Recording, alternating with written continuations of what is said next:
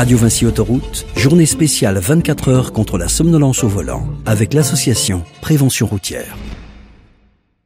Boire du café pour lutter contre la somnolence au volant, ça peut être une bonne idée, mais c'est une bonne idée si on fait une vraie pause au moment de boire son café. C'est-à-dire on s'arrête au moins 15-20 minutes, et donc le fait de s'arrêter, de se décontracter et donc de boire ce café, ça peut être très très positif évidemment pour repartir avec de l'énergie sur la route. En revanche, si c'est boire un café en 2 minutes et repartir tout de suite, ça ne suffira pas pour rester éveillé. Autre stratagème anti-somnolence, ouvrir la fenêtre pour ventiler l'habitacle.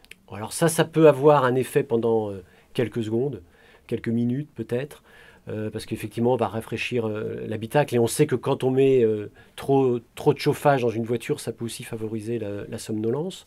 Donc on peut avoir un effet momentané mais très très rapide.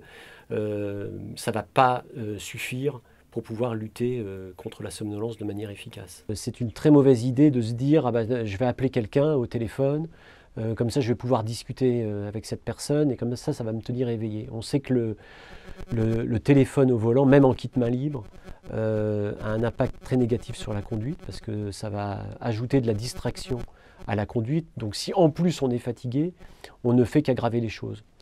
Donc non, téléphoner lorsqu'on est fatigué, et même quand on ne l'est pas d'ailleurs, c'est jamais une bonne solution quand on est au volant. La meilleure des solutions, il n'y en a pas énormément, il y a une solution qui permet de lutter contre la somnolence au volant, c'est de faire des pauses régulières.